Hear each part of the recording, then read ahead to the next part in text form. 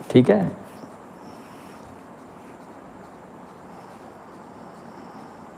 भगवान श्री ध्यान करते हुए विचार क्षीण हुए हैं, चिंता मुक्त हुआ हूँ। आंखें बंद करते ही चेतना कपाल की ओर गति करती है। शरीर बंधन सा प्रतीत होता है। जो भी अस्मिता बची है वह कैसे मिटे? कुछ भी कोशिश मत करो। इस अस्मिता को मिटाने के लिए जितनी कोशिश करोगे उतना कठिन हो जाएगा। तुम्हारी कोशिश ही बाधा है। सब छोड़ दो और बहुत रिलैक्स हो जाओ। अस्मिता भी समझो उसी की है, मेरा इसमें कुछ है नहीं, उसको ही सौंप दो। अस्मिता में भगवान को देखो। तो जैसे तुम अस्मिता में भगवान को देखते हो, अस्मिता गिर जाती है, क्योंकि भगवान के प्रकाश के सामने कुछ टिकता नहीं है। तो आपका जो भी ध्यान साधना में विकास हो रहा है वो सराहनीय है, इसलिए कुछ भी कोशिश मत करो, वो भी जाएगा। बस छोड़ दो अपने को और बहुत रिलैक्स हो जाओ। अस्मिता आती है तो उसको आने दीजिए, जाती है तो उसको जाने दीजिए। तुम कुछ ना करो, तुम विचार मत करो, तुम सिर्फ देखने वाले बनो। कोई उसको परिभाषा मत दो। जैसे 2 महीने का बच्चा होता है ना, कैसे देखता है संसार को? कुछ विचार करता है? कुछ नहीं, मात्र देखता है। ऐसे तुम देखो और देखने वाले बनो। ठीक है? भगवान आपके पास आते हैं तब अच्छा लगता है और संसार में नहीं। आकाश का प्रश्न है कि आपके पास आते हैं तो अच्छा लगता है और संसार में जाते हैं तो अच्छा नहीं लगता। एकमात्र कारण वो ये है कि तुम संसार को भगवान नहीं समझते। तुम बांटते हो, मुझको संसार से अलग समझते हो। संसार भी भगवान है। इस पूरी कायनात में उस भगवत्ता को छोड़कर कहीं कुछ भी नहीं है। तो संसार को भी ये समझो कि यहाँ भी भगवान है।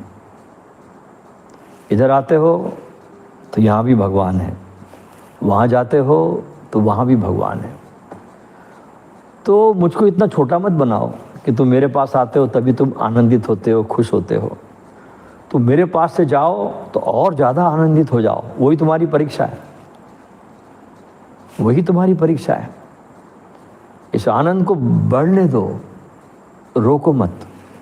और कभी संसार में उदास हो जाओ, कुछ परेशान हो जाओ, चिंताएं कुछ पकड़ ले, उसमें भी परमात्मा को देखिए। वो भी लाता है परमात्मा तुम्हारे जीवन में ताकि तुमको और विकसित कर सके। ठीक है?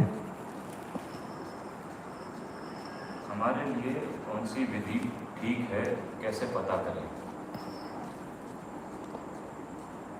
एक मित्र का प्रश्न है कि हमारे लिए कौन सी विधि ठीक है, कैसे पता करें?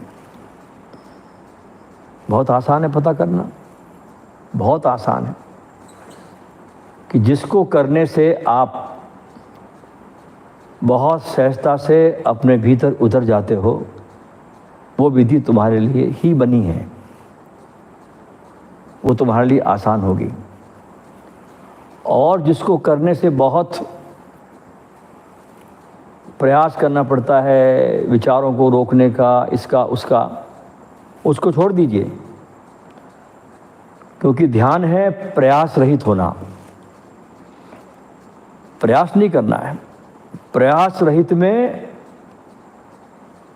प्रवेश करना है और तुमको अपने स्वयं में आने के लिए क्या प्रयास करने की जरूरत है? जब जरा गर्दन झुकाई देख ली तस्वीरें यार। कोई प्रयास है क्या? अपने को जानने के लिए कोई प्रयास नहीं है। सब कुछ प्रयास अपने से बाहर जाने में है, अपने अंदर जाने में तो कोई प्रयास ही नहीं है। वहां तो प्रयास रहित यात्रा है पूरी।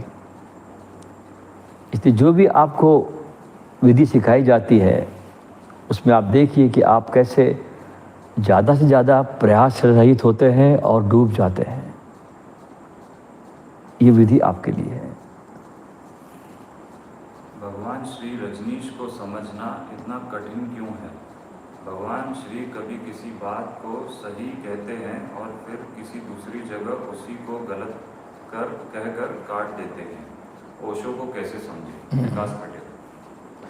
विकास पटेल जी पूछते हैं कि ओशो अपने ही बातों को काट देते हैं, कभी कुछ बोल देते हैं उसके बाद कुछ काट देते हैं, तो ओशो को कैसे समझे?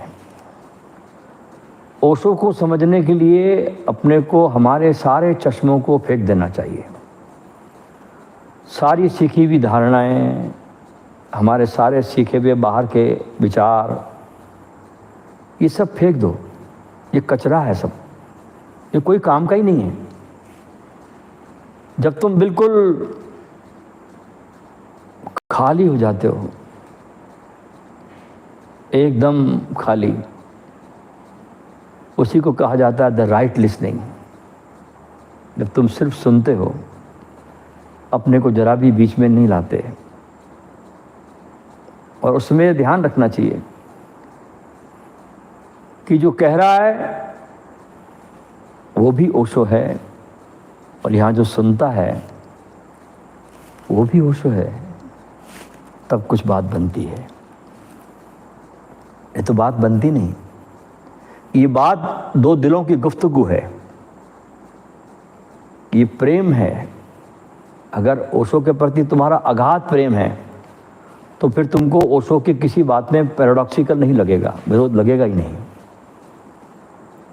तो सबसे पहले तो ओशो के प्रेम में डूबे, उनको प्रेम करें, वो प्रेम करने के योग्य है। और फिर जो प्रेम से जब आप पढ़ोगे इन किताबों को, उनको सुनोगे, तो कहीं भी आपको विरोध नहीं लगेगा। ये प्रेम के अभाव में विरोध लगता है। सारा विरोध प्रेम के अभाव में है। खोपड़ी से सुनोगे तो वहाँ सब विरोध ही विरोध है, समझ में नहीं आएगा। और दिल से सुनोगे तो वहाँ समाधान ही समाधान है, फिर समाधि ही समाधि है। तो प्रेम में जरा डूबे तो फिर सब बात बन जाएगी। ठीक है?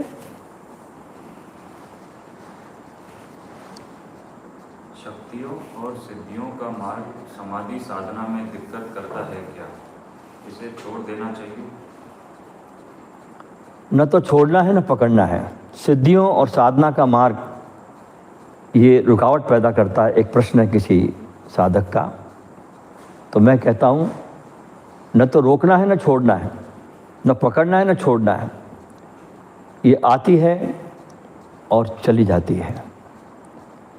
देखना है, इसमें कोई रस नहीं लेना। बस रस लेना है तो एक ही जगह रस लेने जैसी है, वो है तुम्हारा स्वयं का होना। इस स्वयं के होने में जितना आप रसपूर्ण होगे, जितना ज़्यादा इसमें रस डूबोगे, अपने इस होने में, इस अपने अस्तित्व, अपने इस आत्म स्वरूप में, उतना सब सिद्धियां रिद्धियां सब आएगी। लेकिन रस नहीं लेना, नहीं तो रुक जाओगे, आपकी यात्रा रुक जाएगी।